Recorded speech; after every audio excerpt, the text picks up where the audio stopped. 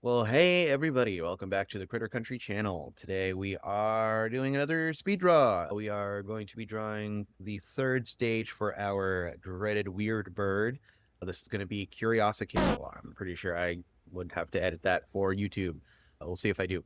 Curiosi is a very cool critter. First of all, he's a species called Wyrd Bird. Wyrd Bird is one of the super species in Critter Country, which is a species of critter that entails more than one cryptid per se. Sometimes it's going to be a bit more broad, and you'll see what I mean in a moment here. Curiosikill is based on the idea of the Dark Watchers, but he's also based on the idea of misidentified pterosaurs. There are a lot of sightings in the past that are giant birds or other predatory animals that coincided with the discovery of pterosaur fossils. I find that really interesting because we see that a lot across the board with cryptids, where a scientific discovery will often coincide with the slew of new cryptids that are discovered out in the wild. I think this is one of the better examples. The chupacabra is another great example. That one's not necessarily scientific, but specifically sci-fi. I've talked about it before. The movie Species came out, suddenly people saw the chupacabra. When the pterosaur was discovered, there were a slew of people who claimed to sight pterosaurs out in the wild, even describing them somewhat inaccurately. Our understanding of pterosaurs and other animals that existed at that time has evolved.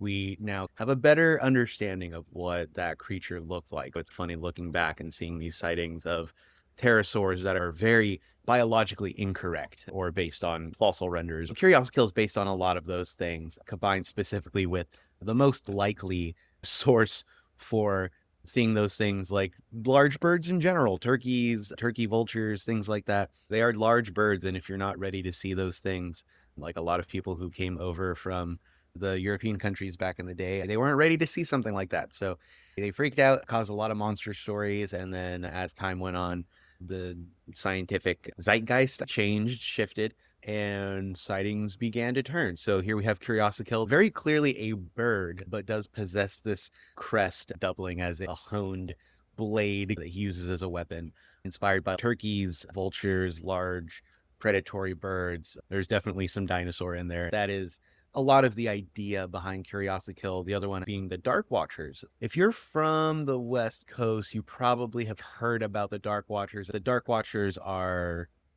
a cryptid, or more specifically an entity, popular in Californian folklore specifically.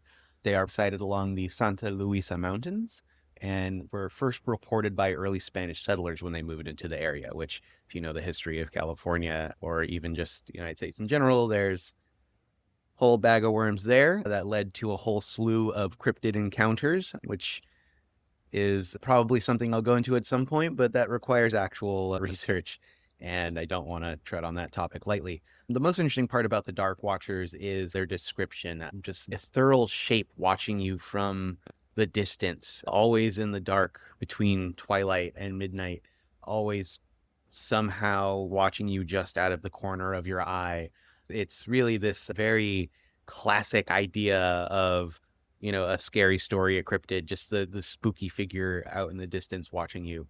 Combining that with a lot of the bird cryptids that exist kind of led to this really interesting idea. Originally, the crest on Curiosikill's head was meant to resemble the large brimmed hats that these figures are often cited as wearing. But I moved away from that to move more into the pterosaur range. That hat motif might come back a little later for something else. Um, but yeah, this is one of the more fun critter ideas, at least in my opinion, being the creator of it. It's always really fun trying to find new ways to explore these ideas, new ways to explore these sightings, new ways to explore cryptids and these paranormal experiences that have existed across the United States. So stay tuned for more later in the week, and we'll see you next time.